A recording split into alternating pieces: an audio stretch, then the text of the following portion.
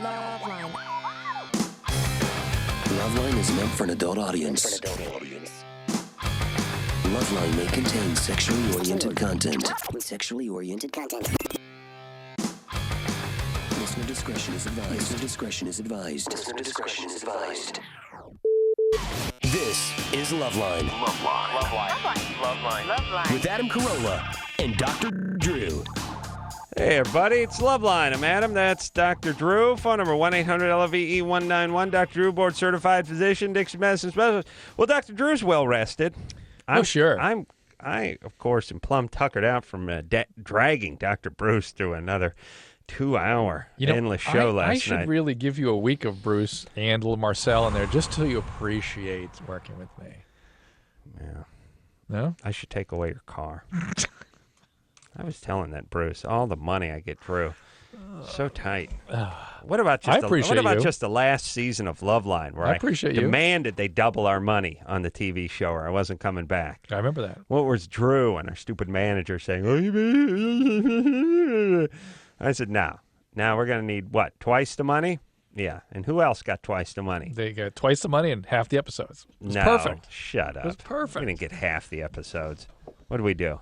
What do we normally do? We I have did no 100. idea. We did like 100 the first year, and then we did like 60, and then we did like 30. No, we didn't do 30. Yeah, we did a lot less that last year. But I don't think that had anything to do with it. But. And I think the money was not just the last year. Maybe it was the year before last or something. Maybe. I don't think it was just, who the hell knows? It's hard to reconstruct all that. I'm literally a millionaire. I can't complain. I know. What are you complaining about? Did I give the phone number out? 1-800-LOVE-191. I was in Cincinnati yesterday. It was nice. Oh, what happened? And where's my money?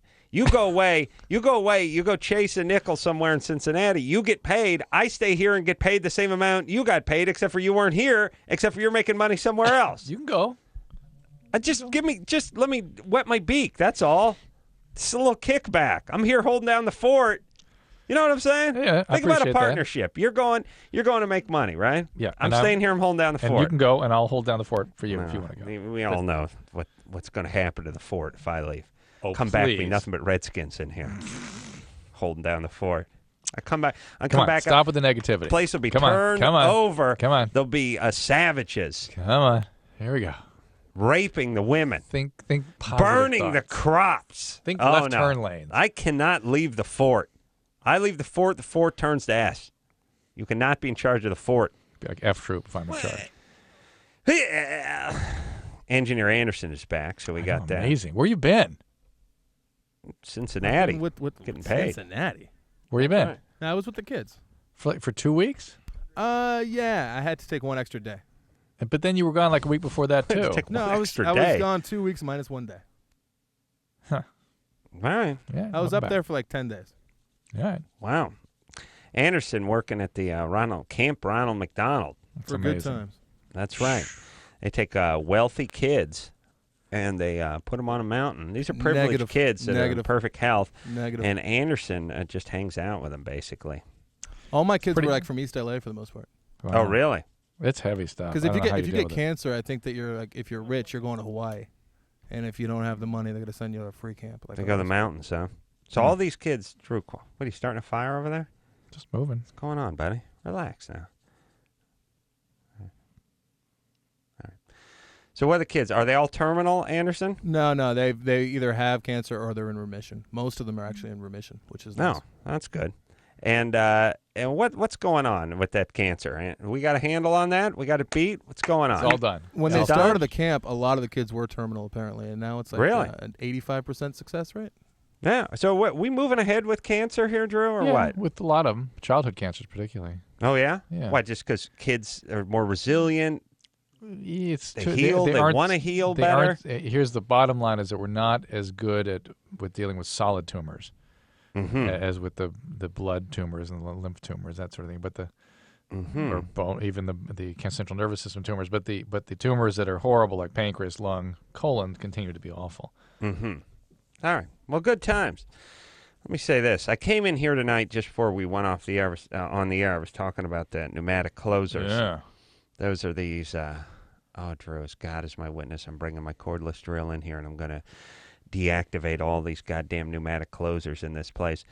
I don't want to get on get started on too much of a rant, but anyone who's listened to the show some months back when I got back from Paris, no pneumatic closers in all of Paris.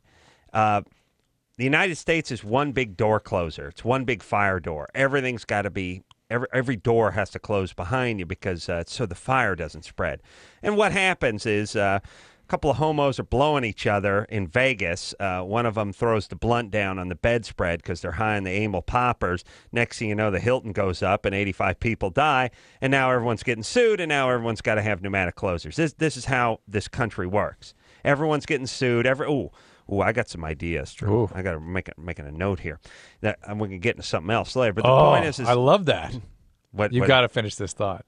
You don't know what I'm talking about. Bring back the duel. Drew knows what I'm talking about. Bring it back. Drew knows what I'm talking about. Bring it back. Drew knows what I'm talking about. Alexander Hamilton, Aaron Burr. Duel it out. Bring it on. All right. Well, hold on a second, Drew, because I'm going to get fired up on this in a second. That is a great idea. Let me just say this. Okay. Pneumatic door closers. They're those things that sit up top of the door. Probably more people end up losing fingers in them every year than burning fires, but that's beside the point. It slams the door shut behind you. They never work. You can never adjust them correctly. They're always too hard to push or too easy. Either the door doesn't shut and latch or it comes slamming shut and smashes someone's knuckles. It never works. In Europe, they don't seem to have them. In hotel rooms, you can just open your door and shut the door behind you. Millions of people die in fires there. Oh, yeah. Millions. Yeah, that's why all the hotels are 500 years old, because they catch on fire every other week and burn to the ground. Okay. I've always argued about these things. I've pitched fits about them on the air because I have to lean my shoulder into every one of these things to get through the halls, up through the hall, into the bathroom. Here at the Mother Station in Los Angeles to get into the studio. You got to throw your shoulder. If you're holding a cup of coffee, you have to like twist the knob with your ass cheek and then back into it, putting your full weight on it. Rodney on the Rock, a legendary DJ out here in Los Angeles, a pioneer, the first man up on the Sunset Strip. I mean, him and the mayor of the Sunset Strip. Him and the Donner Party crossed the Sunset Strip in like 1731. This guy broke the Go-Go's. He broke the Doors. He broke everybody. He hung out with everybody. Yes, he broke he broke guys who sung into those megaphones. Who sung "Won't You Be My Melancholy Baby" into megaphones with the paint-on mustache and the straw hats. He broke everybody. This guy, but he's a diminutive man. He's not a large man. He can't open the doors. I walked down the hall last night. Sunday night is a Rodney on the Rock night. Rodney goes about $1.25, maybe, and that's with the poofy hair. Mm-hmm. Minus the hair, he's under 100 pounds. And he's wearing the crazy black shoes and the pegged jeans. And poor guy's leaned over at a 45-degree angle, like he's the dog from the Grinch trying to drag the sled up the hill. Poor guy's got the man is he's not a young man. He's got many years left in him, but I wouldn't call him spry, and he was never captain of the football team. The guy's got his shoulder leaned into it. He's leaned across at a 45-degree angle, and he's chugging like it's some sort of football drill, like he's pushing a sled, trying to get the door open. Yeah. I'm just watching him with my jaw hanging open, like, go, Rodney, go, baby. Look, there's daylight. Push, push. So it's open 3/4 of an inch now. Stick your foot in there. And what I'll do is I'll lean my shoulder in it, just push it open a 1/4 inch, and then bust the table leg off or something and wedge it in there. Then use it as a pry bar to actually pry the door open. I thought to myself, really, we have to fight to get into the studio. Poor Rodney. I got to be honest with you. If Rodney loses 3 pounds, he's off the air. Yeah. You understand? He can't get into the studio anymore. People get flung. The door's going to open and then just send him sailing down the hall. Absolutely. Drew, if you could have seen Rodney trying to get into his own studio because of the pneumatic closer. See, the closer was set at like 28 pounds, and Rodney goes 124. Yes. And it just, do the math. Yeah. It's not going to happen. Right. Just I know I'm sure you're not exaggerating. I absolutely know it's exaggerating. Yeah. I was like, well, I didn't want to say anything. And also, I didn't want to go help because, the day some punk DJ from down the hall has to go help the legendary rock icons open his pneumatic door, it's the day you get out of business. Yeah. That can all you have is your confidence. That's all you have. So nobody should hear you talking about this, basically. No, they shouldn't hear me. Yeah, yeah. Okay. Thank Christ these mics aren't hot. Good. The point is all you have as a performer, Drew, It's your confidence. And when they take that away from you, when some upstart kid helps you with the door, it's gone now, baby. You know what I'm saying? That's all you have. You got nothing else. Just your confidence. All right. So the point is this country's falling apart. Pneumatic. No duel. Let's not have duels now. Later. We got to. Let's take duels. some calls. Duels all later. Right. Duels all right, later. because I got ideas. I came up with it today. I am so with you. All right. Something smells on me. Remember Love and Death with the duels? Yeah, great movie. Lauren? Yeah? Something. I don't smell you, so don't worry about it. What's going on? Hi. I was just calling regarding birth control. I've been on Depo for a year now. Mm-hmm. And I was wondering when you can tell it's wearing off. What do you mean wearing off? Because you know how you go on it for about 2 years, and then they usually make you get off of it again because it wears off after a while, and make you go on something else, like stay off of it for a year again. Yeah, it's not so much of a wearing off as it's not the best thing for you to continuously going. Mm-hmm. And it's not. Really? Well, how long? You could go for a long periods of time. I don't know if there's any specific guidelines. I'll look it up to see if there are specific guidelines, but there's a recent study that came out that suggested that people that take Depo-Provera may be at increased risk of STDs. And they don't know if it's because it's the kind of person who asks for this form of contraception, or if it's the kind of person a doctor selects this contraception for, or something in the Depo-Provera that increased the risk of both gonorrhea and chlamydia. Well, more than other women that aren't using condoms and are just using the pill. Exactly. The comparative women that use the pill. But for women using hormonal contraception. Really? Yep. Yeah. So that can't mean, everyone's first impression is, well, of course they're not using condoms, so they're more susceptible to venereal disease, but neither are other women that are using it. But right, but maybe people that ask for a shot are perceived as being less responsible or a little more spontaneous or whatever. Let me say this. They're certainly more spontaneous. Most women who are on the shot either put on the shot because they're a little impulsive or with after, the penis play. After an abortion, sometimes they're put on the shot. Or they are on the shot because by their own admission, they just have trouble keeping to a schedule. Yeah, they can't and be they've gotten burned a few times before. So I would say the group that's on the Depo shot, let's just put it this way. You're cruising the single bar. You just blew through Cincinnati. You're looking to dip your wick. Give me the Depo crowd. You know what I mean? Yeah. You need some action tonight. Give me the Depo crowd. Yeah? I've heard also some women on the Depo does two things. Either it sort of charges them up sexually or shuts them down. Mm-hmm. I wonder if some women get a little hypersexual from it. I saw at one point Rodney had put his back against the door and used his feet on the other side of the hole to press the door open. He actually, like Roger Rabbit, actually had his feet pushed up against the hull and his back against it, and wanted me to suspended in the air. Oh, he's suspended in the air. He's 4 feet off there. And he pressed his back, and he wanted me just to flip the handle, just so he could get a press going. Yeah, good squat going. It was great. Penny loafers and peg leg black jeans, awesome. All right, all right. She cool? Yeah. Are we talking to Gabby? Yeah. Gabby? Yeah. You're 19? You want to come here? Mm-mm. Oh, that's a good mother. Yeah. Gabby. Yeah. Hey. Who are you yelling at, baby doll? Come here. Sorry. I'm yelling at my friend. I'm sorry. All right. What's going on? Nothing. I'm just hanging out with my friends right now. Oh, okay, then. Yeah, you guys are awesome. I've been waiting to get on the line with you guys for like 6 years. You don't even know. And I'm so 6 happy. years. Wow. Yeah, seriously. I've been tracking you guys from like when I lived in Arkansas, like forever ago. What's going on? Nothing. I'm getting out of the car because they're trying to listen to the radio. All right. She's waiting 6 years. I'll give her a break. All right, I'm going to let her get out of the car. 5. Gabby? Yes. Here we go. All right. There you go. You're on. All right. Hi. Here we go. All right. Here we go. Today, Junior? Do you guys want All right. Oh, Gabby. Sorry, baby. 6 years. So let's do some math. We should be talking to you in, 2010? Late 2010? Yeah, but you can understand that she's a little addled and confused after being on hold, searching for 6 years, and now she can't really process How many this. times are you going to say, let's go? Here we go. Let's do it. She's distracted. People have trouble getting out of the gates. I'm going to put her back on hold. Okay. All right. Rissa? Yeah. You're 20? Yeah. What's up? I can't orgasm. Mm-hmm. Why not? Ever? Well, with myself, yeah, but I've been with other people, lots of other people, and I can't at all. I think I have a small clit. I even tried to, like, pierce the hood. Oh, jeez. That didn't work, so I took it out, and I don't like it anymore.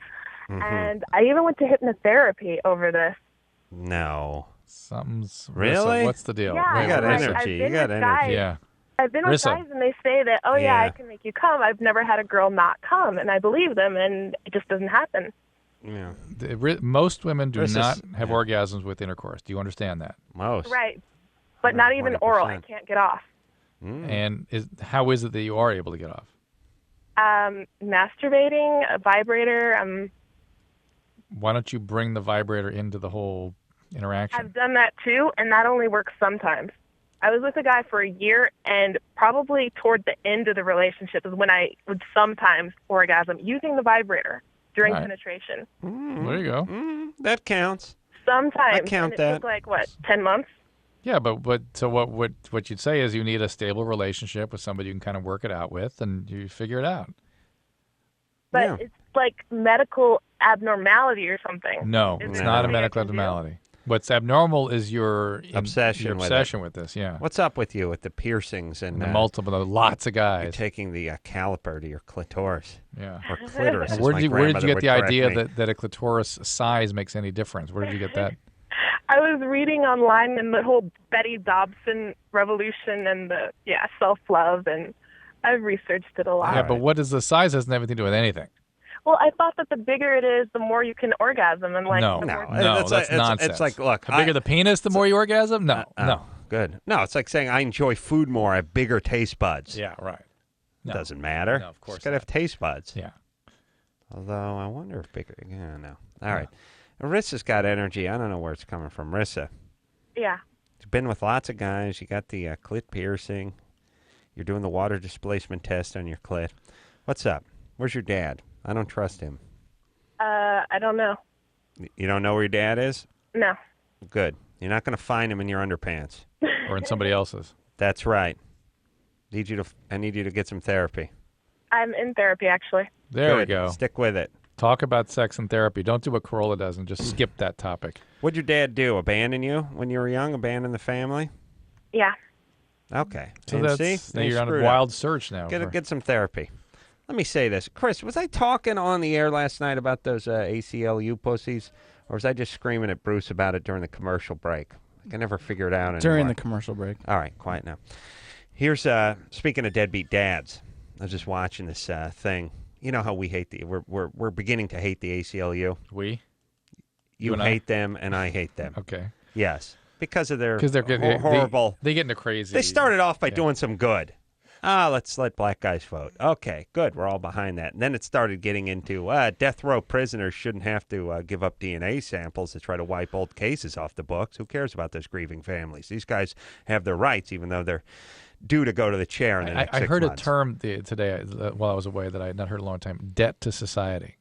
What happened to the debt to society thing? Now that's gone. It's just somehow society screwed them, and now here's the thing about we're paying the debt. Yeah, everyone on death row is either they're falsely accused because of the color of their skin or their socioeconomic situations. They're either poor or black or both, so that's why they're in the joint. Or if they are there because they hurt somebody, it's because we forced them to do it. Society and the man.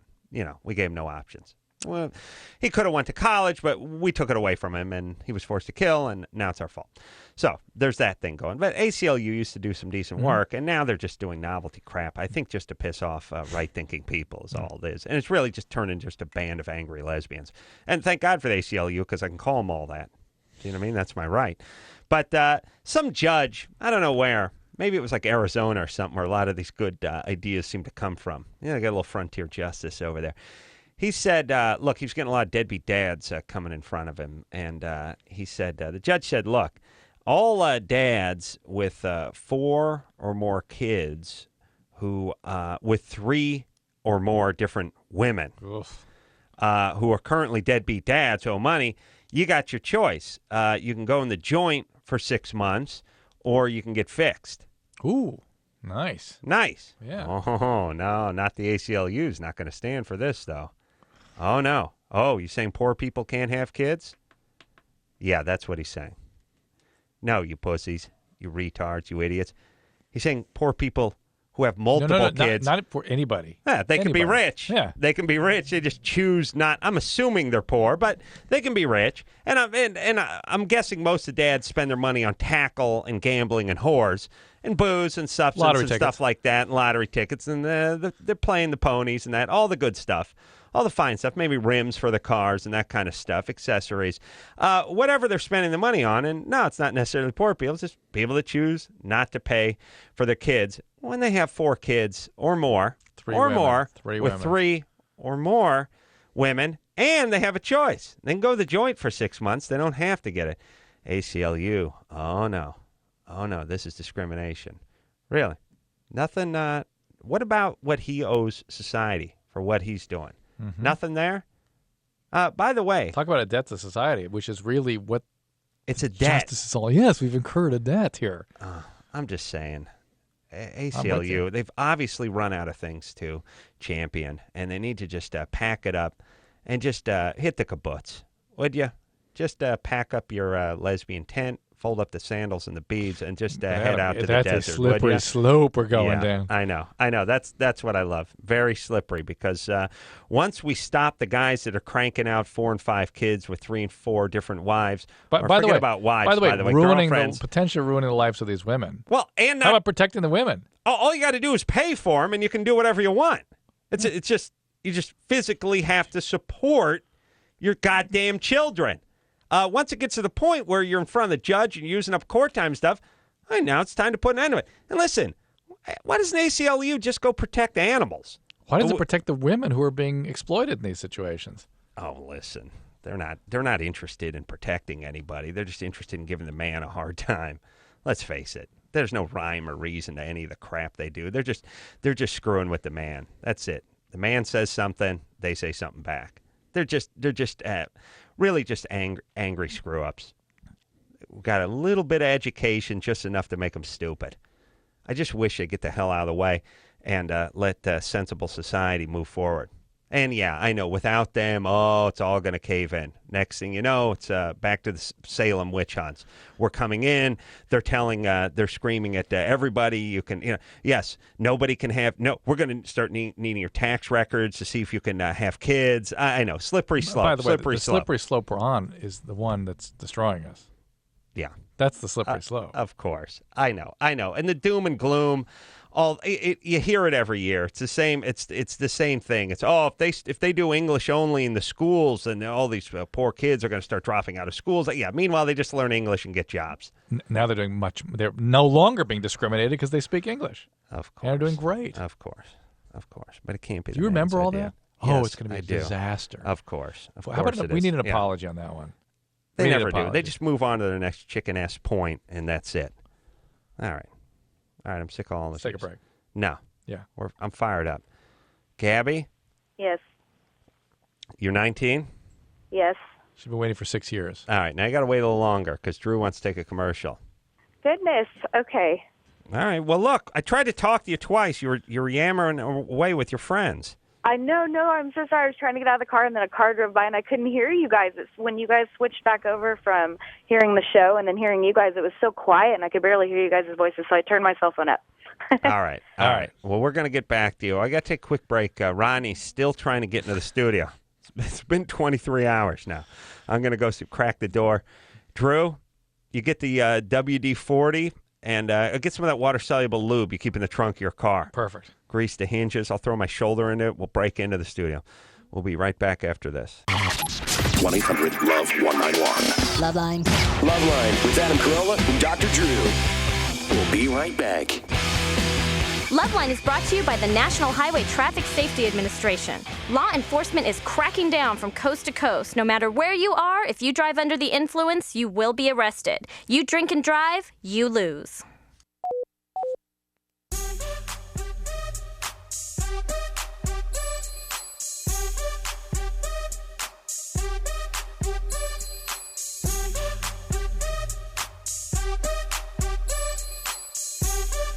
Hey, everybody, it's LoveLine. I'm Adam. That's Dr. Drew. Phone number 1-800-LOVE-191. Drew and I just talking off the air about Hitler's mustache. And I was talking about it on the air last night, and it just bears repeating because Drew's heard it for the first time. But Hitler, 1940s, all the footage I've seen of World War II, and I've seen millions and millions. The guys who the trial at Nuremberg have not seen as much footage as I've seen of Nazi Germany, because that's all I do is sit around and obsess on footage and try to come up with plans to bomb Germany again.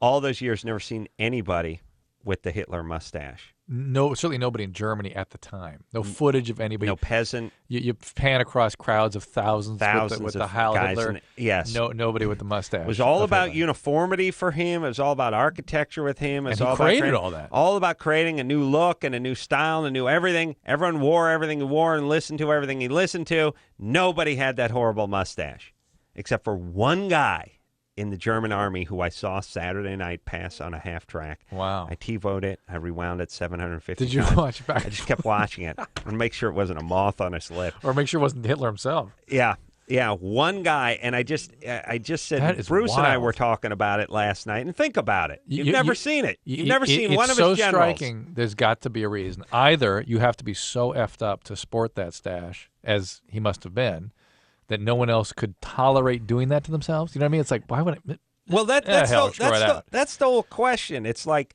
if your look is so bad, there's no amount of exposure that can overcome it. Like, I'll give you another for instance. Don King's head. Right. No one's going to imitate Nobody that. has Don King's hair. It's just his hair. Don King is one of the most recognizable faces in the United States. Yeah. He's been on TV thousands of hours, and very high exposure guy, very successful guy. Nobody will do what he's done to his hair to his hair. So there's some people that have stylistic expressions that are so far outside the norm that people are like, that's theirs. I think Hitler's mustache was so effed up, even his loyal kiss-ass troops would not sport it. I wonder if people were so frightened of him that they would feel like he might take it the wrong way. Know what I mean? But it's like we said, whenever a leader would get into power and start putting, a look together, his constituency would follow it. I mean, basically in Russia at the time of Stalin, there's lots of big old mustaches. Yeah. If you look sensible enough, people will do it. You got the crazy stash and the comb over, no one's going for it. No one went with the hair either. Yeah, that's true. Well, a little bit. A little bit. Well, not, but the stash. Yeah. I mean, he was 0 for like 20 million. He's one for 20 million. Oh, one. Yeah, him. Gabby? Yes. All right, baby doll. What's happening? You're 19. What's up? Yes. My friend Desiree thinks you're hot, by the way, Adam, but my question is to you guys. Yeah, but even so. So anyway. Yeah, all right. So there we go. All right. Well, my question is I had this guy that I was dating, and he came and stayed at my house with me for a weekend. And the first day, I think we messed around a few times and got him, excited or whatever, and then got him to the point, but then we didn't actually have sex, and it happened about 2 times, I think. And then the next day, when we were messing around one day, we actually had sex, and then when he came, there was this jelly stuff that I found on the blanket or something, and I asked him what it was, and he told me that happened when a guy gets excited a few times and doesn't do it. It's like a plug or something. So I was basically wondering what was up with that. Wait a minute. Now, jelly plug left on the bed? You mean that could have been his calling card. Calling card. Yes. Well, it was it was just really little. It was just a little piece that felt like gel, like hair gel. It was like you know what I'm talking about? Well, listen, jelly, little tapioca pudding type appearance occurs when guys do not clear the pipes regularly. You see what I'm saying? What he said. There's a little chunks if he's not ejaculating. Well, did he regularly. have an orgasm? Yes. So the last time when I asked him what that thing was, that's basically what happened. That was the last orgasm. Was the jelly? So wait, did he have an orgasm? That was the first one. The first one. The first one was the It jelly. didn't happen again, but I was just. So at the beginning, his first emission had the jelly, and that was the first emission for him. All right, but he had an orgasm. Yeah. All right, that was some of it. Yes, that was some. That was the solid part of it. Right, and then if a guy hasn't had an ejaculation in a little while, a few days, that will accumulate in some guys. Let me explain 6 orgasm. 6 years. You know, 6 years for that. Could have been another question. Let me tell you something. You know, once in a while you make some chocolate milk, you put the powder in there, you mix it up as best you can, and then you drink it, and there's Still a perfectly dry chunk somewhere stuck cleaving to the side of the thing. That's what that is. You know the thing that's crazy about it? It's submerged in 14 ounces of milk, and it's dry as a bone inside its little cocoon. Yeah. Really? Yeah. And by the way, the guys that are manufacturing powdered chocolate milk, we can't do better than that. That dries to a vapor-tight outer shell so that there's just bone-dry powder the size. By the way, not one. Usually dozens of those. Usually dozens. You of have just to crush them. It's like, what bone-dry little nodules floating around and then inside they just make there. smaller nodules that are enclosed. We can't do. I could. Sand would not do that. Let's get to work on that. By the way. Yeah. Let me say this. A little too much time in the lab focusing on the chocolatey goodness and not enough time working on the breakdown. Yeah, the ease of. Yeah, you know, it'd be nice. It'd be nice. And then there's always a controversy. Should I put the thing in first, or should I dump the milk in and then put the powder in? Or should I be pouring it in while I'm stirring it simultaneously? Either way, there's always the little deserty dry thing in there. Here, someone do this with the powdered milk. Invent the powder that you could actually just dump in the top and it would just pow. Just dissolves. Yep. Just goes away. Perfect. And by the way, for all powder, protein powder does that. Every powder that you stir up into some water, some juice, or some milk, there's always you either got to get the Cuisinart thing out. You know, you got to get the pina colada mixer out, or there's going to be the dry chunk. What is it? Let's work on that. Can we do that? I'm with you. Let's do that. Let's go now, Chris. You know what I'm talking about. All right. On the air. Tiffany. Yes? You're 25? Yes. What's up? Well, I've been with my boyfriend for like 5 years, and just a couple of days ago, he confessed to me that he had started seeing somebody else, but like not in a serious way. It was just another girl because he doesn't really hang out with girls. And she liked him, and he knows I hate her, and he did it anyway. But nothing happened, he says, but I'm freaked out about it. Wait All a right, second. well, keep going. Well, let me hear more what this question is. That's not. We can interpret that, but what's the question? Well, okay, ever since this happened, first of all, I've been just sort of stressing out about it, and I don't know if I'm making too big of a deal out of it. And then also, all I want to do is, like, sleep with him. Like, I've masturbated, like, way more since I found out this happened. I don't know if that's weird. Caveman. This is the caveman. Yeah. Cave woman. Playing right into his hand. Yeah. You've not slept with him before this? Oh, no. I mean, we have been. I mean, she's now wants to have sex all the time. Yeah. Since she's discovered that this girl's interested in him. Yeah, hold on a second. Now, you guys have been together for 5 years. Mm-hmm. Now, why is he admitting this to you? Did you bust him in any way? No, it's just we've been coming into some commitment issues, and so it just sort of came up. Tiffany, you speak in like riddles, limericks. He's wanting to get out of there. Yeah, what do you mean they're commitment issues? What does that mean? Well, recently we've been talking more and more about getting married, and he's been really shying away from it and saying, I'm not ready for it, I'm not ready for it. Okay, he's on his way out. He's on his way out. Yeah, he's got to let you go because he is not ready for marriage. Yeah. Do not think you convert him into a guy who's ready for marriage. He's got to go find out who he is professionally, get a job, get in the workforce. Then he'll be ready for marriage in about 5 years. How old is he? He's 25. Yeah, you're not going to convert him. He's not ready. He's not ready. And he's telling you this because he's just wanting out. He doesn't even know it. He's wanting out. Let him out. He's not ready. Don't obsess. Guys do not go from not ready to ready because you convince them. Yeah. Guys will give up. Guys will lose women that they regret having lost because they were not at a place in their life where they could get married. And if you force them into marriage, it will not be happy. Well, the thing is that I'm not ready right now either. I want to wait, until I finish school. I know. But You want to wait until he's ready. Which will be never. When I'm ready too. No, I know. You got to rap, but he's not buying. He doesn't hear what you're saying. He's feeling what you're putting out. Yeah. And that ain't someone who's. And I love when the chicks pull that thing. Hey, I'm not ready. Oh yeah, let's elope tonight. Okay. They would do it. I know. They all pack a bag at 15. Just waiting for Prince Charming to pull his steed up in front of the window. I won't let you get away with that. Oh, That's Drew, not you're going to hear clap, come up the driveway. A big long-haired guy. Girl's going to tie the bed sheets together and lower herself out the first floor. She's on the first floor. I'm She's not a smart girl. Out that same window. No! Slow motion. swinging on the chandelier, out the window, onto the awning, which tears. Drew bounces off it, does a flip, lands on his feet. What happened to people bouncing off the awning? Yeah, awnings used to be just like trampolines. When did they become awnings Let me again? tell you something. I'll tell you, the chandelier used to be a form of transportation. It's trapeze. That's how you get from one side of the room to the next. Trapeze. And, yeah, the awning was the first airbag trampoline. Yeah, you just land, your ass hits it, and thing never buckles. Huh. Let me tell you something. I put up a few awnings in my day.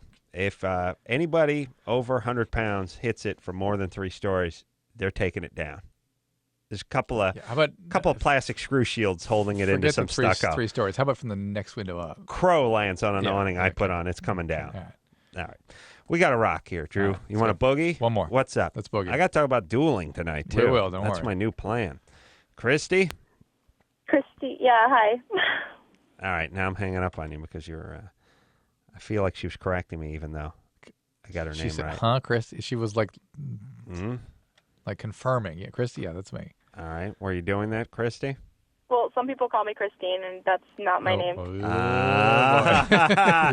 how is it you misread everybody all the time? How do you do that so consistently, Drew? I want to give people the benefit of the doubt. Did you hear that little bitch? She was correcting. I know. You're right.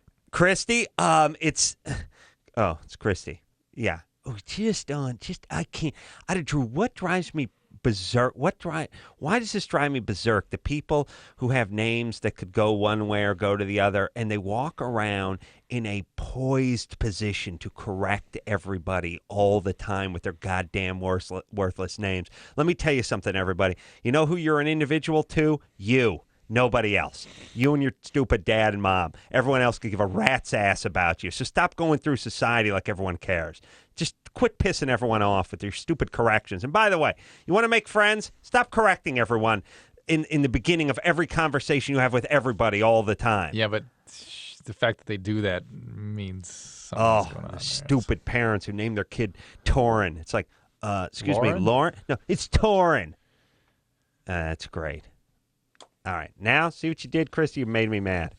So quick to correct. Christine. It's a Christy. Yeah, I said Christy. Well, some people call me Christy. My real name's Christine. All right. Now you can sit on hold. I bet she's hot, too. Christy? Hi. Are you hot? I guess. I don't know. All right. Hold on. We're going to... And by the way, what do you mean you don't know? Don't give me that I don't know. I know I'm hot. Drew knows I'm hot. Chris, you know I'm hot. See? Ask her again. What do you mean you don't know? Give her a chance to say yes. She knows. All right. Christy, do you think I'm hot? I don't know. Probably. Oh. Wait a minute. You've never seen me? No. That's possible, Adam. I know that might break your heart, but it's possible. Yeah, it's possible. Well, Christy, are you hot? Sure. Okay. You have no idea what I look like? Mm-mm. All right, hold on. All right, now I'm really mad at her. All right, you ready to take a break? Let's go. All right, we'll be right back after this. If you need help, call LoveLine. 1-800-LOVE-191.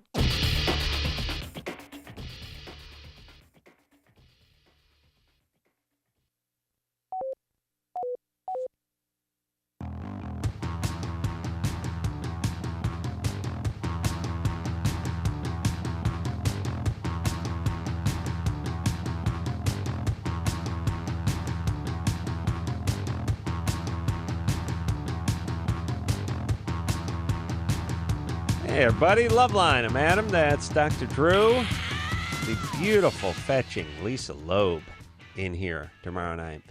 And let me tell you, I like that's my type, that Lisa Loeb. Oh, yeah? Yeah, I don't like those big Pam Anderson types, believe it or not.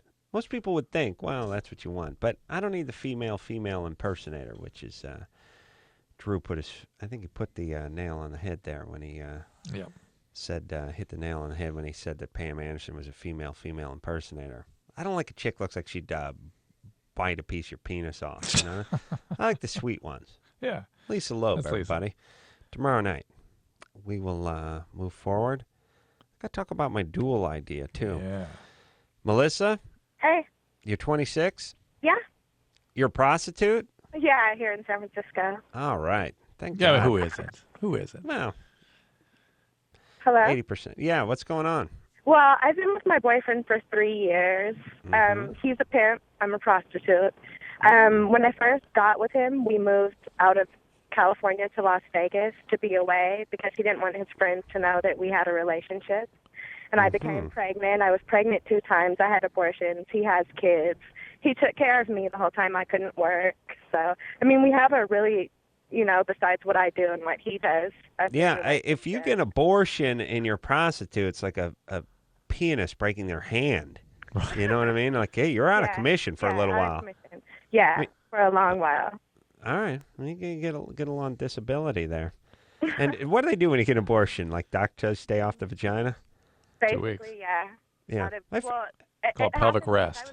Really? I was pregnant 2 times in 6 months, so I couldn't work for months. You got pregnant with one of his kids? Yeah, 2. Why aren't you guys using birth control?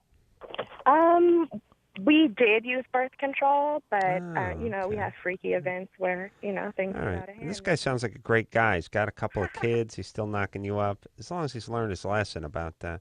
By the way, we're fine. Oh, I know the ACLU won't have it any other way than just stupid guys polluting the planet with screwed up kids that we can pay for, by the way. Think about how she thinks this, though. Well, when I was off the pelvis for 2 weeks, he fed me. He took care of me for those 2 weeks. Yeah, he came out and slapped you like this, took these scraps off his plate. Wow. Pork chop bone. All right. Well, this is horrible. Okay, so now what's going on? So now, basically, I just moved into a new apartment by myself. He's staying at his apartment. I'm wondering what's going on. I mean, he buys me gifts and treats me good. And all right. Well, let me. By the way, I always just thought that was almost I thought it was something that was just done in movies. That he bought me a coat. Yeah. So bought me a necklace, so I'm his girlfriend. He buys me nice things. I mean, I know maybe I sound naive, but I just thought that was one of those things they did in B movies, I didn't know you could actually buy someone a coat and some culottes and they'd stay with you for a year. That's not the reason I'm staying with him. Why is it? Because he fed you? We have a good relationship. We don't fight. He treats me nice. He buys me things. All right. Again, back to he buys me things. Pimp with a heart. That's what he's saying, Melissa. He just buying you things means that's all that counts? Yeah. I mean, he takes care of me emotionally. Please, David. Hey, Melissa. Yeah. Well, let me ask a few questions. How much do you get paid for, and for what? What do you do? For one appointment, between $800 and $1,000. No. What do I do? High class hooker. Is that what they call that? Yeah, between $800 and $1,000 for one session. Yeah. How long does the session last? Well, I mean, you pay by the hour, but I mean, I'm through within 10, 15 minutes. Now, is it like parking? Do they round up? You know what I mean? Like if I can, is there a minimum? If I can keep it to 56, 57 minutes, or 56 seconds, maybe in your case. Yeah, no, but the hour's going to cost you. It's no matter what. It's like when the plumber comes out to clear your drain. Yeah, there's a minimum. Yeah, I don't give deals. Yeah, but here's what I'm saying. What? If you came over to the studio, for instance, it would be between $800 and $1,000 for the first hour. For each person. For each person, for Drew and you got to give a discount for Chris. I don't give discounts. The guy makes $10 an hour. Cut him a break. Plus, he'll give you some swag. He'll give you like a KROQ backpack and like a sports bottle. And some stickers. Yeah, throw a little something at Rodney, who's still trying to get into the studio up the hall. So $800 and $1,000 for each person for the first hour. But what if you were staying a couple hours? Even if I'm staying a couple hours, I can have it wrapped up within 30 minutes. All right, hold on. Let's really just think about that last statement. Yeah. Even if I'm staying a couple hours, I can have it wrapped up in 30 minutes. Does anyone know what that means? No. It means the guy will have an orgasm inside of 30 minutes? It means her work is done in 30 minutes, I guess, even though she stays Melissa. 2 hours. Yeah. I'm just wanting to know if you're charging $800 an hour, if you stayed a couple hours. If I wanted you for a couple hours, how much? How many hours? 2 hours would be 16. Okay. Okay. She answered it. So don't go back. took an hour, ironically, to get to that. It cost me $800 to get to that part. Now, but if it goes an hour and 20 minutes, is that 2 hours? Yeah. Okay. I over an stay hour. longer than an hour. Okay. All right, baby doll. And you good looking? Oh, yeah. All right. And how many guys do you see in an evening? Well, I don't work as much as I used to, so I only do like 2 appointments a day. Mm-hmm. And is that every day or 5 days a week? Well, I work every day but Sunday. All right. It's like the Lord's Day. Yeah, it's your people's Sabbath. Yeah. So so you're basically making let's just say $10,000 a week. Are you making that much? Easy. Easy. So more than $10,000 on an average week. Yeah. And how much of that money do you give to him? Well, see, he has his own thing going. He has other girls. I don't give him my money. No money That's for why him. I say my boyfriend. He's a pimp. I'm a prostitute, but we have. He's not. It's not your He's pimp. not her pimp. Do you have regular customers? Oh yeah. Yeah. All right. And Wild. And what do you do? What do they pay you in cash? Yeah. No. Oh, Adam. Yeah. No taxes. And so let me just get this straight, and please be honest with me. Okay. You're saying that you are taking home over $10,000 a week on average in cash every week. I don't believe you. Okay. Why do you need him to get you presents? I don't need him to, but it's a nice gesture. You kept bringing up him getting you gifts. I mean, Well, for that's- someone who's got $12,000 in cash in their clammy little lean I'm not saying that. I mean, the press-on-nail things hands. that he buys me are super expensive. I mean, it's really the thought that counts. I'm just All saying right. you take care of, you know. We got to take a break. What kind Hold of car on. do you drive? Cheap. Hello? What kind of car do you drive? Cadillac? Ooh. That could mean anything. No. Hold on a second, baby doll. I got more talking to. Oh, no, you didn't. Hold All on. right. I'm a prostitute. And, if I'm going to be a prostitute, that's what I'm going to be. High class. Yeah. You know what I mean? Yeah. All right. Be literally a millionaire. Yeah. Take a quick break. We'll be right back. All right, guys. Bottom line, here's the deal. Looking to hook up? Sick of wasting time with the wrong person? One call's all you need to make. Call the date line. 877-889-DATE. LoveLine with Adam Carolla and Dr. Drew. 1-800-LOVE-191. We'll be right back. This hour brought to you in part by Axe. Experience the Axe effect.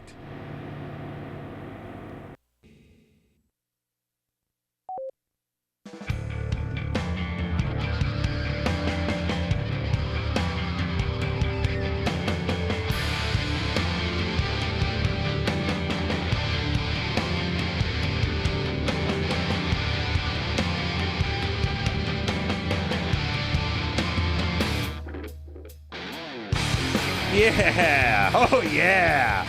Yeah. Woo. Oh, yeah.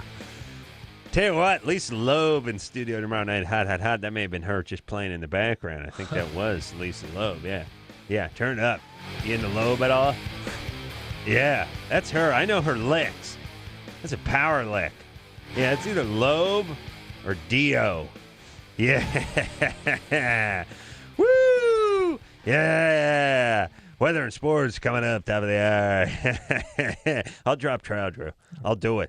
I'll do it. Chris, I will drop Chris, trout. he will drop trout. Watch out. Don't tempt him. He will do it. Be careful. Guys, wow. Drop trout. Yeah. Drop trout. Tell you. I can tell you how I drop trout, but I have to kill you. I mean, literally. 31 after 8:29 away from the top of the hour. Traffic and weather coming up. Look out for brake lights. Look out for the mattress and lanes. Weather traffic coming up. Traffic and weather coming up. Traffic and weather coming up. Then you die. That's it's going to be the name of my book. Traffic and weather, then you die.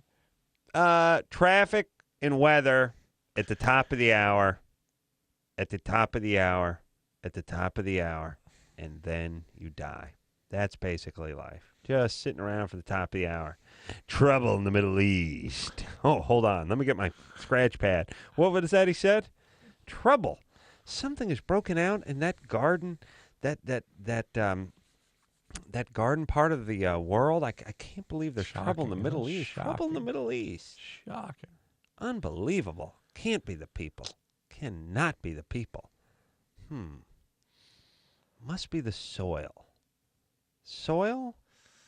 It can't be the people. It's got to be the air. No, it's got soil. The history of colonial Yeah, domination. that's right. The man. Yeah. I forgot about the man.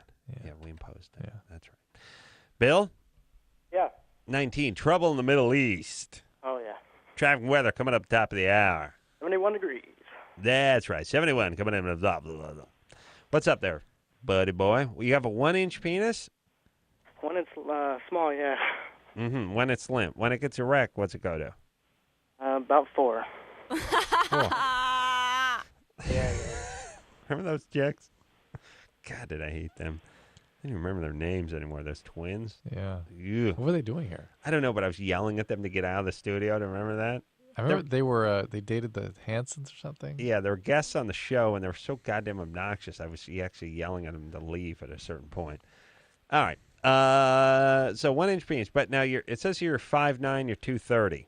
Yeah, I've been going to the gym and working out and getting in shape so I can join the Navy, but I've dropped 13 pounds in the last month. But That's good. What do you eat? Because, we talked to a lot of people who, even with all the diet and all that Atkins stuff, and it's like, you're on a diet? Oh, yeah. What do you eat? Oh, I'm eating right. Get up every morning, have myself a big bowl of oatmeal and a couple bowls of Special K, right. half a sack of toast and a baguette.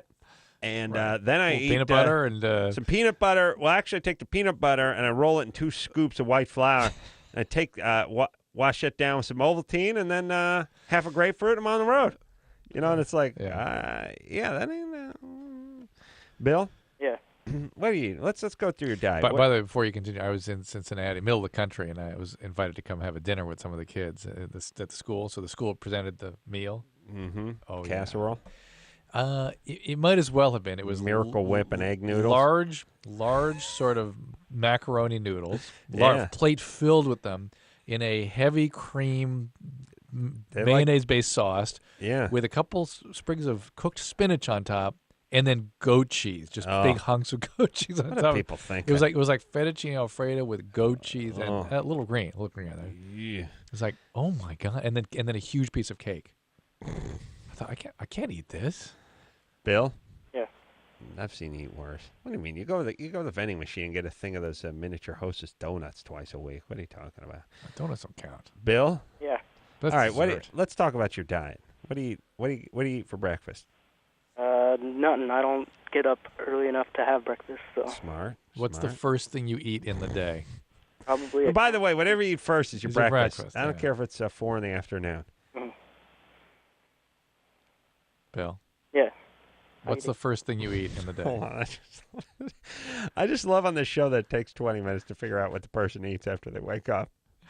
Huh? Yeah. No, I don't. Well, I wake up about 8:45 in the evening and eat chili. All right.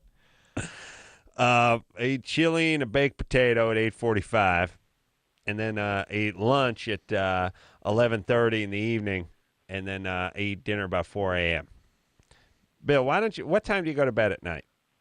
About 2 o'clock in the morning. 2 in the morning. What time do you get up in the morning? About 1 o'clock. In the afternoon, you sleep 11 hours a night? Yeah. That's not going to work in the Navy. I know. No, you got to be up by noon in the Navy. Oh, yeah. You ever hear that thing? They get more done by 12:30 than you, or something like that. I remember seeing that ad campaign came out right when I was like out of high school and cleaning carpets and going nowhere. And I was thinking, I'll join like the Coast Guard Reserve or the Navy or the Army or something. It's like, we get more done by 6 a.m. I'm out. Did he say 6 a.m.? Yeah. And my first impulse was, what are we doing, pulling all-nighters? What? You get up at 5? Are you high? No. This will never do. All right, so, Bill, you get up at 1. That means you're depressed. A little bit. Yeah. All right, buddy. What's going on? You still living at home? Oh, no. I'm out. You're out. How are you supporting yourself? I got some roommates and just working at a Little Caesars, so. Ooh, you delivering? No, I'm an assistant manager. Assistant manager. All right. I'm going to motivate you, brother. Because it wasn't so long ago I was 19 and not so gainfully employed and had a bunch of roommates. We got to get his weight down about 40 or 50 pounds. That'll help the penis. Yeah. With all the extra fat, your estrogen levels go way up. Right. I'm taking estrogen blockers right now, actually. Yeah, well, it's not over the counter. Anything isn't going to help. Hold on. Are you getting that from the back of the porn mag, or where do you get those? One of my roommates is a pharmaceutical representative or something like that, and he has a whole bunch of those kind of drugs. You're taking tamoxifen? I have no idea what it is. It's in Spanish. Why would you do that? No way. He told me it would help. Listen. With my chest area and all that stuff too. Okay, listen. You should take no medication that's your roommate should be arrested. He's practicing medicine without a license. Yeah. You should barely be eating Mexican food. Forget about eating Mexican pharmaceuticals. Well, no, it was his medication. He used to use it a lot, and then he just didn't need it anymore and gave it to me. Was he on steroids? He just quit a month ago. Yeah, well, he's taking estrogen blockers because when you're on steroids, you produce extremely high levels of estrogen. You get gynecomastia. Do not take that medicine, Bill. Don't. Jesus Christ. All right, listen here. Listen, numbskull. Listen to me. Oh, my God. I'm a genius, and you're in Phoenix, and you're a junior manager at a Caesars. Yeah. Listen to me. I'm literally a millionaire. He's a carpet cleaner. Listen to him. Please. First off, quit taking those pills. Secondly, you're going to wake up and this guy's going to be beating you with a fireplace poker because he's going to be in some sort of roid rage. Yeah. You got to lock your door at night when you sleep. By the way, did you do roids? No. Okay. None of that. No shortcuts. No easy ways out. You understand? All right. Stay away from the cheesy breadsticks over at the Little Caesar. Stay away from anything they serve there. I'm tired of that anyway. We got to watch the S word. Put Bill in. Bill's a guy who means well, but he's a 40-watt bulb at best. He's got plans. There's nothing worse than stupid guys with plans. That's usually pot. When you're he's dumb, not pot. No, he's not pot. No, he's not. That's usually that guy, though. When you're dumb, your plan should be to listen to smart people, not have your own plan. That's your plan. You know what your plan is? Listen to smart people. Other people's plans that are by nature going to be better than yours. The thing about the Navy is a great place for him to go then. Perfect plan. Yeah. And Bill. Yeah. I like you, buddy. Now, no more swearing on the air, and let me turn your life around. Here we go. Stop getting up at 1 o'clock. You're depressed. I go to bed at 2. I get up like 9. You can do it. Set your alarm. Get up in the morning. Get up and do some exercise. I do. I go to the gym every day. Yeah. I know. You go at 9 o'clock. You get up in the morning and go to the gym. You understand? Yeah. What time do you have to be in at work? 3 o'clock. 3 o'clock. Yeah, you need a day before you go to work. Right? You need to get up and do something and do some exercise. Don't eat any of that Little Caesar stuff. Get some mixed nuts, and you eat nuts for snacks. Don't eat anything with bread. That's right. Eat protein. And then just go join the Navy. Yogurt for breakfast. They don't care if you're husky. They'll take you. I'll break it down. All right. All right, buddy. Come on now. All right. Bill, it's like I don't know. Oh, look, not everyone's going to be managing a Fortune 500 company. It's fine. I know, but just Bill don't kill anybody. Bill can do better. Yeah, but Bill's depressed. Yeah. And I hate that. Yeah. And depression is the longer you sleep, the more you want to sleep, the more tired you are, the harder it is. It's just you get in this horrible spiral. Yeah. All right, let's talk to Mitch. I don't believe we've spoken to a Mitch in like 3 years. Mitch? Hello? 17? Yeah. What's up? Me and my girlfriend are talking about maybe having anal sex. And I was wondering what could happen as a result of that. How long have you been with your girlfriend? Yeah. How long have you been with your girlfriend? About a year. A year. Yeah. And how long have you been having sex with her? 6 months. What's her birth date? November 21st. What's your birth date? May 2nd of 87. Okay. Mm-hmm. What year was she born? Of 87 too. Wow. People are born in 87 talking about cornhole. Wow. What were you doing in 87? Thinking about cornhole. I'm still talking about it. been a long 16. No, Yeah, but Mitch is 17 contemplating. years. Different than thinking about it and contemplating. Planning. It's just something I never got around to. Yeah. Sure, I've been cornholed, but of course. I want to be on the business end of the penis. Yeah. Hey, Mitch. Yeah. Does your girlfriend want to do this? We haven't really decided yet. Have you brought this up with her yet? Yeah, we've talked. And what does she say when you bring it up? She says if I want to try it once, then she's for it, but... Thought you said that you weren't decided. Yeah. All right. We're trying... I can't talk to Mitch. Yeah. You asked me a question, Drew. Have you talked to your girlfriend about this? We talked once. And what did she say about this when you brought it up? Wait, you got to start with. You missed the real beat, Adam. Other than the endless scroll.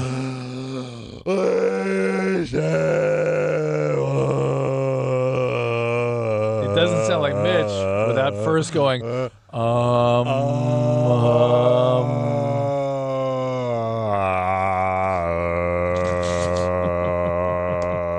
Just starts sounding like one big noise to me now. So, how long you been dating? How much you weigh, sweetie? Are you using contraception right now? When did your dad start molesting? That just sounds like me. This is what's just white noise. That's Mitch. I went to the Sharper Image. I got a machine that sounds like teenagers who can't form sentences. It helps me go to sleep. Well, it's a little bit, it's a little bit of a sort of a Buddhist. Plasma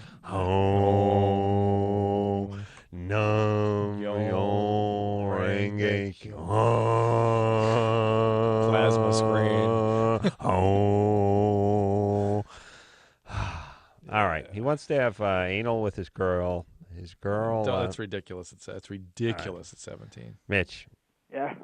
Leave her alone.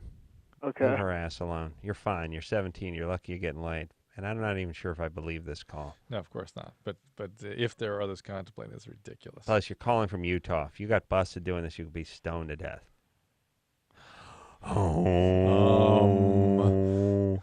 Hey, Mitch, you think about going to college? Yeah. All right, buddy. Where are you going to go? Brigham Young. Brigham Young College down here. Junior? Yeah. Oh, buddy, forget about it. What are you good at? Auto mechanics. All right, let's focus on that. Okay. Don't waste your time. You go to trade school, right? Yeah. What kind of cars you work on? I've got a '69 Chevy truck. Oh, you do? Yeah. Right, that's perfect. What do you got in there? 350? Yep. All right, buddy. Got a Holly 750 4-barrel on there? Yep. All right. Just checking. 4-barrel. I can see he's impressed, by the way. I've never checked your ride out. 4-barrel? Aren't they? Mitch? Yeah. You got a Chevy 350 small block, right? Yep. You have a Holly 750 4-barrel carburetor? Yeah. You do? Ask him something about it. Mitch? Yeah. Do you have the Holly 750? Yeah. You do? Yeah. What's the 750 refer to? Trying to think. I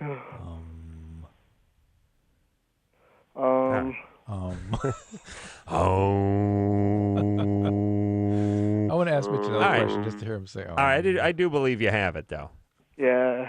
Yeah. You don't think it's interesting that I know the size of the engine in your random Chevy truck and the carburetor? Yeah. Okay. Let's sync it up. I'd love to blame that on pot, but I can't. He did it. Wow. Yeah. All right. Someone's got to sample that. Yeah. Here we go. Break it down. Break it down. Let's go. Come on. I'll bring dueling back. We're bringing dueling back. I know. It just sounds like I'm blowing my own smoke up my own tokai here. But one of the things that I find most interesting about this show is when I guess very specific things about the person's life. It's like, yeah. uh-huh. Well, he was so unimpressed, I thought he was lying. No. That's because I was thinking maybe it's a 2-barrel carburetor or something. No. Listen, it would probably be a Holly. It would probably be somewhere around that size. Yeah. It would probably have a 350, but Chevy makes many different kinds of engines. I have no idea what's in there.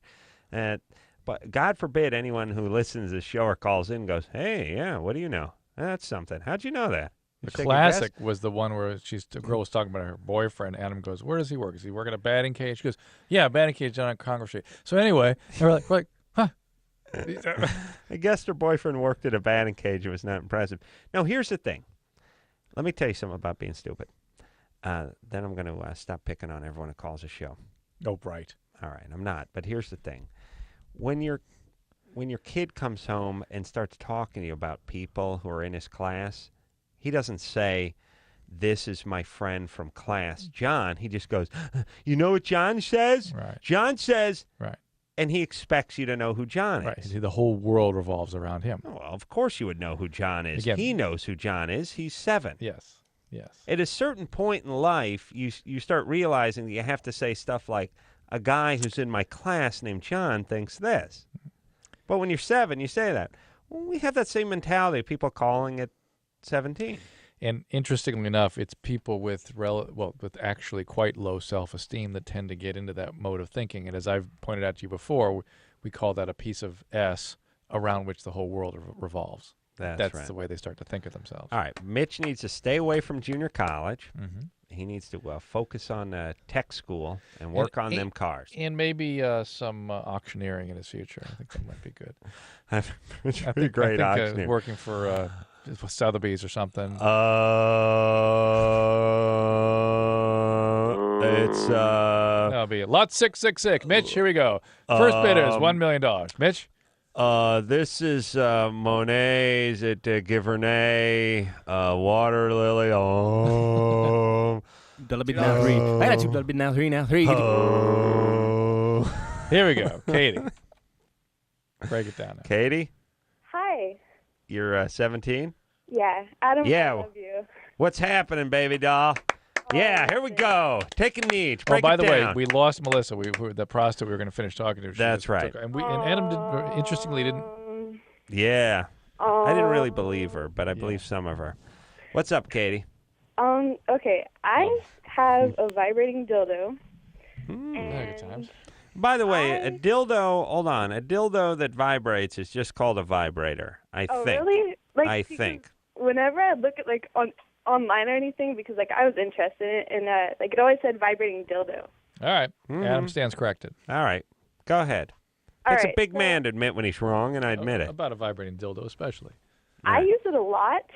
Mm-hmm. I think that I masturbate more than you, Adam. No way. Yeah, way. Really? What are you good for a day? What was that? What are you good for each day? A lot. I don't really want to say, but why? It's up in the teens. 20s. 20 times a day. Not 20 orgasms, but 20 sessions a day. Yeah, kind of.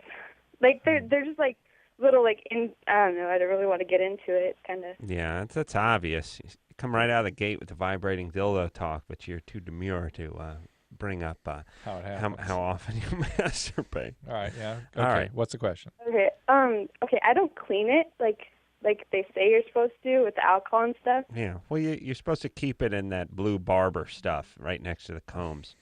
Okay. And just the other day, when I started to go to when I go to the bathroom, it burns, and I was wondering if you've given yourself a urinary tract infection. Yeah. Yes, you need to see a doctor about that. So it's not like an STD or anything. Did you share it with somebody else? No, it's just mine. Are you having sex with somebody? No. Okay, then how can you get a sexually transmitted? Yeah, well, people just think they can get a sexually transmitted disease from deviant type behavior. I see. Is that right? I don't know. No, they do. They do. I think people think that if STD is some sort of punishment. STD is a punishment for out-of-line behavior. Well, it's like they think they can get weird. an STD from their boyfriend even if their boyfriend has never had doesn't have an STD because they're not wearing a condom. Right. You know what I mean? Like we've beaten into everyone's head, you've got to wear a condom, you're going to get an STD, you're going to get HIV. Well, yeah, if the other person has something to protect you from. Yeah, that you need to be protected from. You need to be protected from, right. Katie? Yes? Why, you big gal? No. No? I'm kind of in the middle there. Oh. That means, how tall are you? I am almost 6 foot, I think. Wow. Last time I checked, I was 5'11" and a half. How much you weigh? I weigh 200. All right. That's, it's not what we call petite. Yeah. But that's a lumberjack stack there, my friends. That's a lumberjack stack and a side of Canadian bacon. But my friends. But it's 6 foot, Could carry that off. Yeah, pull that off. All right, maybe you probably could go down a couple pounds. You eating right? Yeah. You exercising no. beside the vibrating? Are you depressed? It seems like you're just compulsively. Are you sex addicted? Were you sexually abused growing up? No, actually, I'm Mormon. So okay. I wasn't sexually abused or anything, and I don't know. I think I'm addicted to it, kind of. Well, but it's I don't know. It's not really. You don't like it. I like it. I mean, you like it, but it bothers you that you're so dependent upon it. Oh yeah. Yeah. Okay. Well, that's kind of at least in the sexually compulsive realm. All right. Yeah. I don't look. Why don't you challenge yourself by only masturbating 8 times a day? Well, I don't know what to say to Katie. Here's what I think. She may either be managing affect, meaning to say she may be depressed and sort of managing feelings. I think she is. So sex becomes kind of like a drug for her. Or she had some form of trauma, let's call it, that she really isn't aware of. That she never doesn't consider it trauma, but may have sort of affected her wiring a little bit and stirred some of this up. Yeah, maybe just being Mormon is trauma enough. And I will tell you what, the people of related to the original settlers in Mormon have a very high incidence of the biology of alcoholism and addiction. And so as such, she may have that gene going, She puts down that vibrator, she's going to pick up a bottle. Well, or at least, potentially she could have that gene going. So just watch out for her. Well, 5'11", 200. We'll take ourselves a quick break. We'll get back. We got to talk about dueling. Yeah, we got to. After this. Hello, this is your radio. LoveLine will be right back. LoveLine is brought to you by the September Playboy, on sale now. It features the college pigskin preview, 20 questions with Terrell Owens, and the women of the Olympics in a sizzling pictorial. Good luck getting around to the football.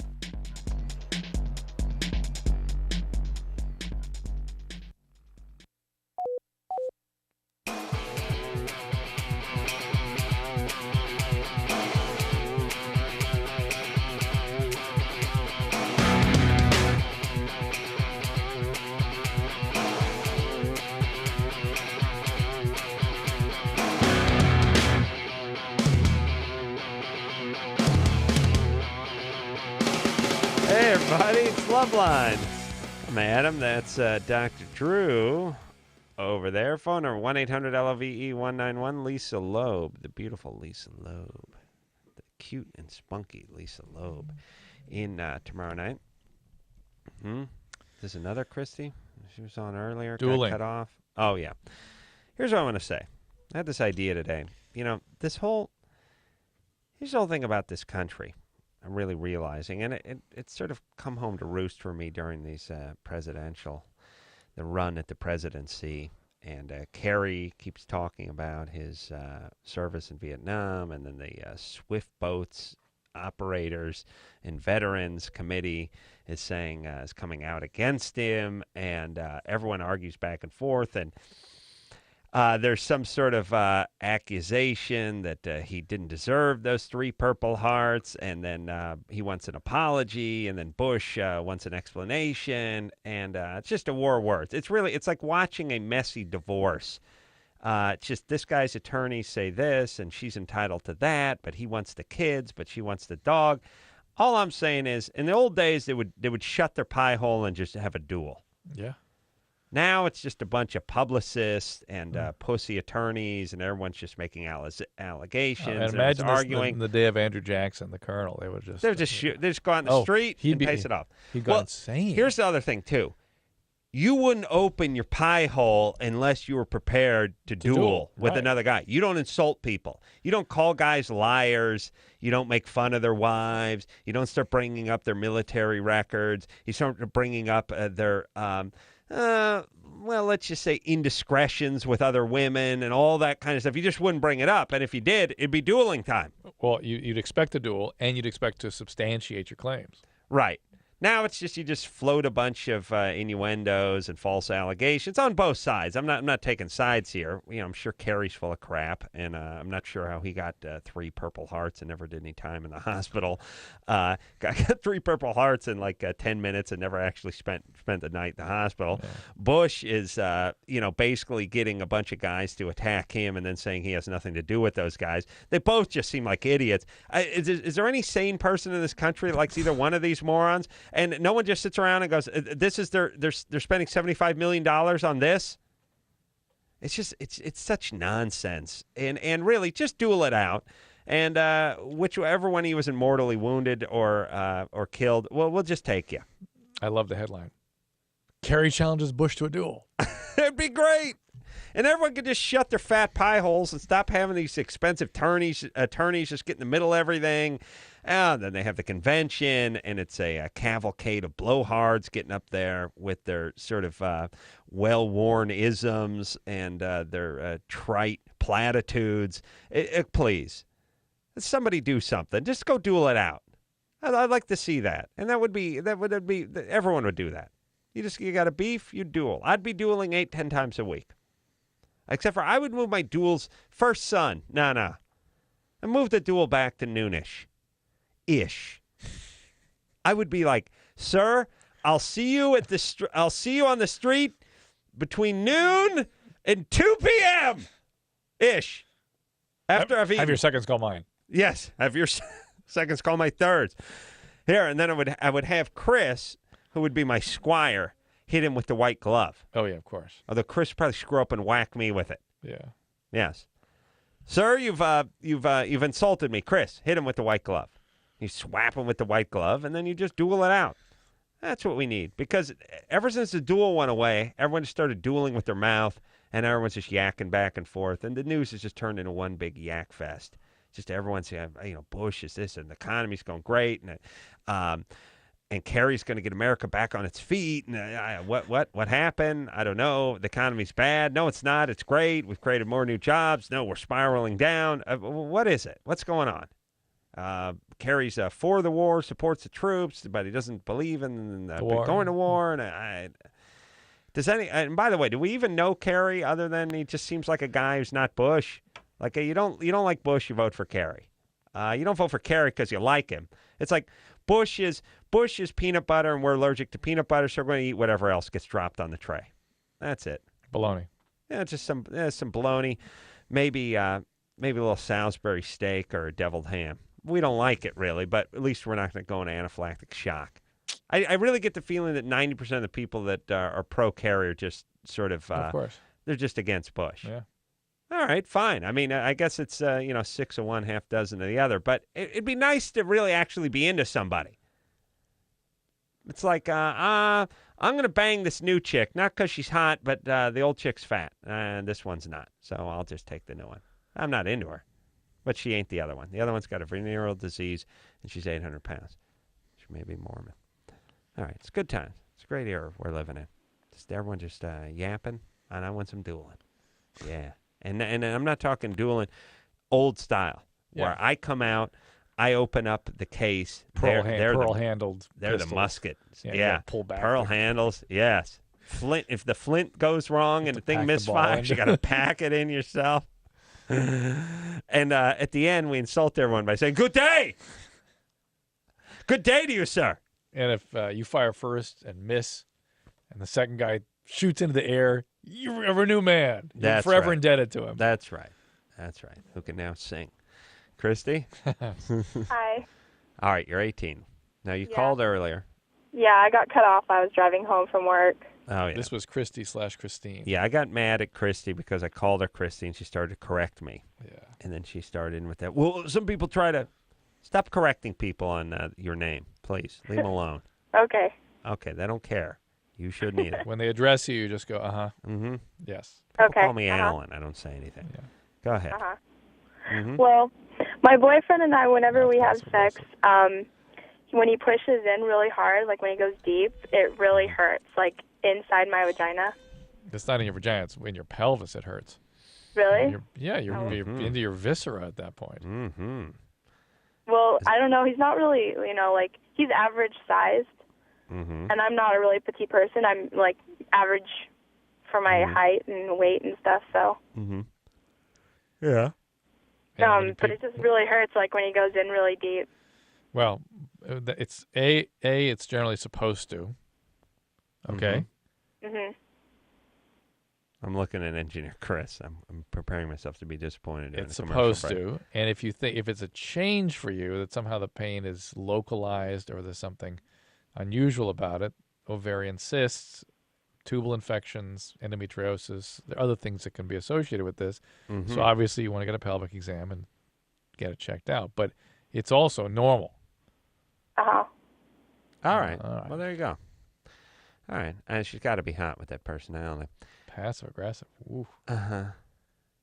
And then she's going to say, well, you told me to say when I'm addressed. I know. Ask with the Come on. Just What? What do you mean? It's like a sword. What do you want? What do you want? Christy? Oh, yeah? All right. There we go. Hi.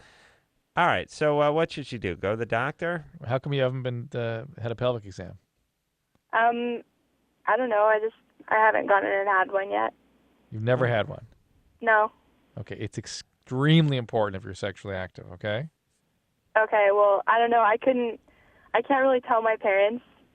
You don't have to. You whatever happens between you and a doctor is completely confidential. Oh, really? Okay. Mm-hmm. You could do that. My dad, he works at the same place I go to because he's a physical therapist at Kaiser, and I go to Kaiser too. So. Why don't you just go to Planned Parenthood? Planned Parenthood? Mm-hmm. Planned Parenthood. You live in Pasadena. They got excellent Planned Parenthood up there on Lake above the freeway. Does it cost them a lot, or? No, not at all. Tell you what, Drew's out in the Pasadena area. How about she just puts her vagina up to your mail slot and you shine a pen light flashlight in there and give it a look-see? Your wife be cool with that, right? Of course. All right, go to the Planned Parenthood up on Lake. Yeah. Yeah? Yeah. Yeah. Is Kaiser still working that Kaiser Permanente thing? Yeah. Permanente. Yeah, you're not going anywhere, Pops. That's basically what that's saying. Permanente situation. It just sounds, to me, Permanente sounds like... Roach Motel. It just sounds like permanent. Yeah. Yeah. You go in, but you Patients don't go out. get in, but they don't come out. Oh, this is Kaiser Permanente. Now, before when we were Kaiser, you'd come in, you'd get your gallbladder removed, and we'd have you out later that day. But this is permanent now. Oh, yeah. Oh, It sounds like a Spanish sort of... You're coming in, you ain't going nowhere. Yeah, Yeah, it sounds like one of two things. Either it's permanent, you die there, or we never release you. Or B, there's some guy who looks like Antonio Banderas, who actually is a swordsman. He's wearing the boots that go way up past the knee. Yeah. He's a lover. Yeah. He's got a rose in his mouth. That's right. You haven't seen Shrek yet. That's what he plays as a cat. Every time he says something, literally. a flamenco guitar goes... He says like... But you understand, that's the character in Shrek. Oh, yeah. That makes sense. Yeah. Well, that's... When we come back, When we Germany come or back, Florida. Yeah. Oh, we got a big Germany or Florida. And Engineer Chris, how you doing on that internet, buddy? You find me something? No. I told him to look up the Holly carburetor sizes. What do you got? You got that? Okay, bud. All right. All right. Should I get up? To look I'll go over there for you so you don't have a reaction, as it were. I'll tell you what we got to do, Engineer Chris. We got to get you a little compact makeup mirror so you can just flash what's on the computer to me so I know not to get up and walk over there. All right, cool. All right, bud. We'll take a quick break. I'll be right back after this. Call 1-800-LOVE-191. Can I get pregnant if I do it? Can you get addicted to aspirin? Sure, it's when I pee. That's pretty accurate. LoveLine. We'll be right back.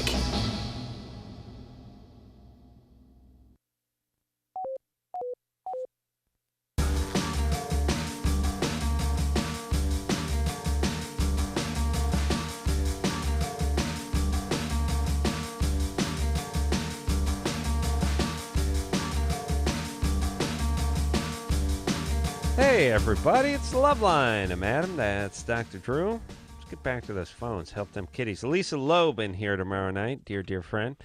Eric, it's time to play Germany or Florida. What do you got? Hey there, Dr. Drew. Hold on, let me check the weather. Palo Alto checking in at 71 degrees. Boy, I tell you, I was sitting at a three-way stop. Shake your ass. Drew, you only do the radio math. I got 4 feet, 7 and 3/16 inches. Hold on, Chief Thunderclouds wants to say something. Nah, hey, attention to one. 05 freeway backed up. Watch for brake lights, mattress and lanes. Yeah. Keep going, buddy. You know, I used to clean carpets, lived with my good friend Louise. You know, now I'm literally a millionaire, Drew. Literally a millionaire. I should have my own garbage man. Blah, blah, blah, blah. Culver City cops in their right-hand drive Chevettes writing chicken-ass tickets. Blah, blah, blah. Not enough manpower. Blah, blah, blah, blah. Holocaust. Blah, blah, blah, blah. That's good. You know, most people brag about how good they are in the sack. Well, I'll tell you, I'm so good at receiving oil. Let me tell you. Okay, ladies, break it down. Grab a knee. That helmet's not a chair. I tell you, I went to an Armenian sandwich shop trying to get a falafel. Cannot have. My dad has no idea what time the show is on. He's such a huge pussy. I'm going to kick him right in the nuts. Crank Anchors on tonight. Everybody check out Crank Anchors. Hey, Drew, I tell you, people that call this show are such retards. You know what I'm saying? You know, I used to do a little boxing, southpaw, blah, blah, blah. I need some red wine, it's my medicine. My medicine, Drew, got hit. I mean, I'm the taboo too, he has it all, yes he does.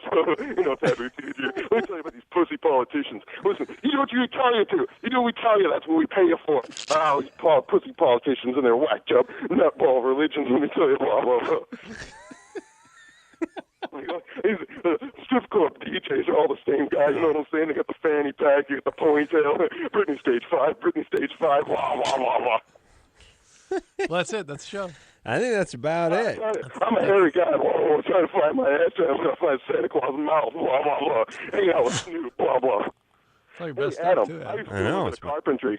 It's my A game. What? Adam, I do a little bit of carpentry, Adam. I bet you can't stump me. Ooh, challenge. The gauntlet is down. You can't stump me, Adam. All right, hold on, Eric. Now calm down. Here we go. Hold on.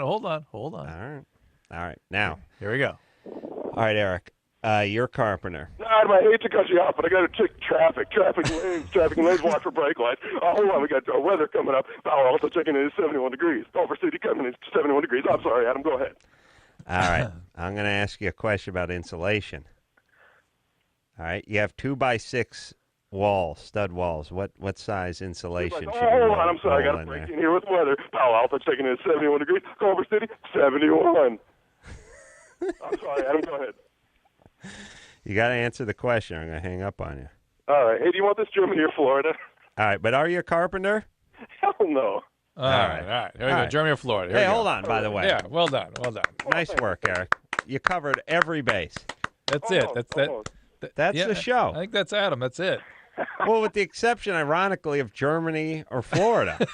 That's coming if you still want it. All right. Yeah, we want it. Eric, you must listen to a lot of this show. You have no idea.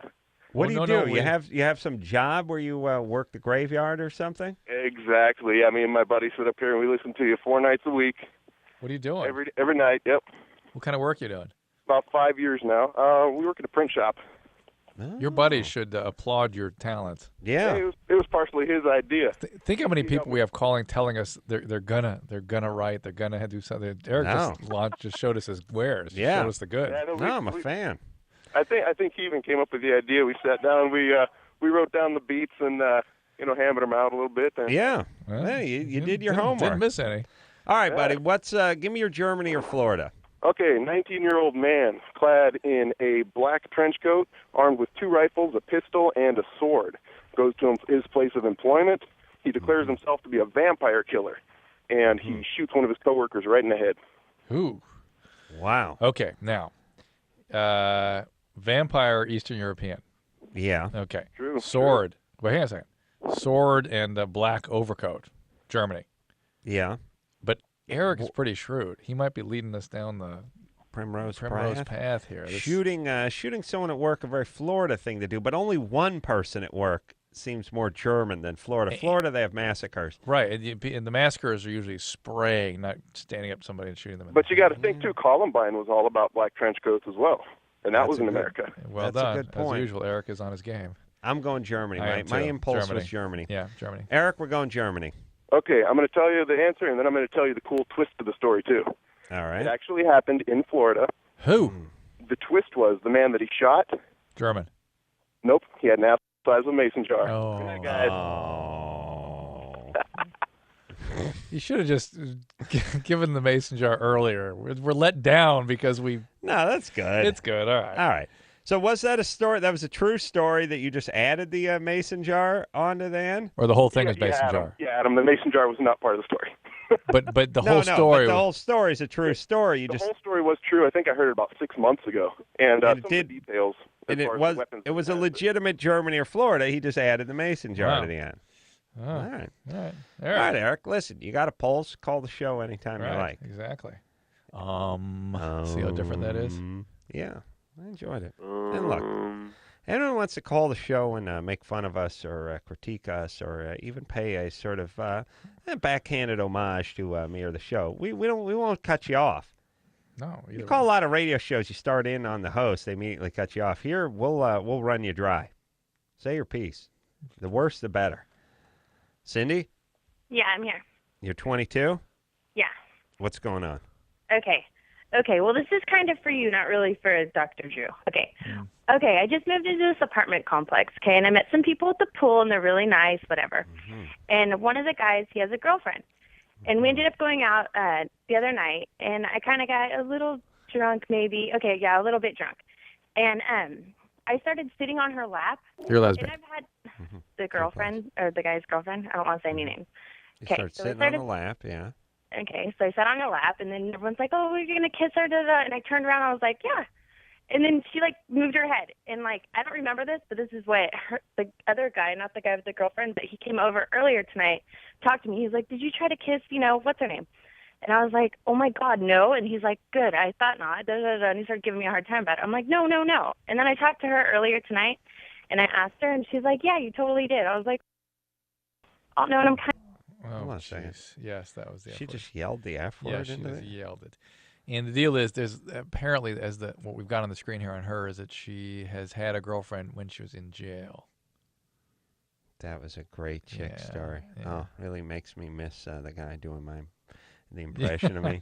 Because you go from that to, and so I was down at the pool, and then I talked to this one girl, and then we went out to Carlos and Pepe's, and then I had too many margaritas. I get mine shaken, but I like the ice, so I tell them not to. I like it blended, but I don't like the crushed ice because it gives me a headache, and I like salt on half the glass. And then I sat on her lap, and then we started to kiss, but then she moved her head, and then the next day a guy came over. He totally said I tried to scam And he on her. totally said I tried to scam on a girl, but I was like, no, she moved her head, but I think he thinks I'm a slut. And then F the world. And then anyway. All right. So that was really just a long-winded, boring story with the F word is the tag. And we got to go to break. All right. Well, hold on a second. Mike? Yeah. Mike, yeah. You've been on hold for a long time. You have the puffy nipples and areolas. They stick out. I called before and you guys went off the air on me, but I've been trying to find out the answer to my problem for years now. I've been having here's the thing: you have to consult a plastic surgeon. They take care of these things. It's not about exercise. It's not uncommon. It's not about what you're eating. It's not about anything. It's just genetics and consult a plastic surgeon. You're 20. It's time. Okay. You're not 13. At 20, you got to get checked out. out. Just go in and see somebody. Sometimes with a little liposuction. They're not going to charge you anything. Open the phone book, go on the computer, find a plastic surgeon, and go see him. And he's going to charge me an arm and a leg for it, huh? Not for the consultation, but if you really want to know what can be done, you'll see what can be done. Get some prices. All right, we'll be back after this. All right, guys, here's the deal. Looking to hook up? Call the Dateline. Sick of wasting time with the wrong person? Call the Dateline. One call's all you need to make. Call the Dateline. 1-877-889-DATE. If you need help, call LoveLine. 1-800-LOVE-191.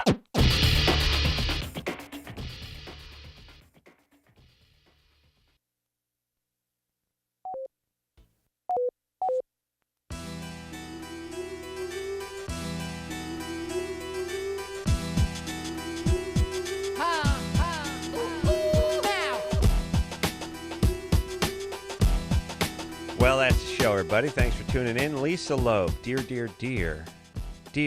impish little, beautiful little, cuddly little Lisa Loeb in here tomorrow night. Yeah. Then Sex Pot, Jenna Jameson, and after that, and Black Eyed Peas on Thursday night. So, until next time, this is Adam Carolla for Dr. Drew saying mahalo. I'm literally a millionaire, Drew. Literally a millionaire. I should have my own garbage man. Blah, blah, blah, blah. Culver City cops in their right-hand drive Chevettes writing chicken-ass tickets. Blah, blah, blah. Not enough manpower. Blah, blah, blah, blah. This has been LoveLine. LoveLine. The opinions expressed on this show are not necessarily those of the staff, management, sponsors, or this station. The producer for LoveLine is Annie Gold. LoveLine is a presentation of Westwood One Entertainment.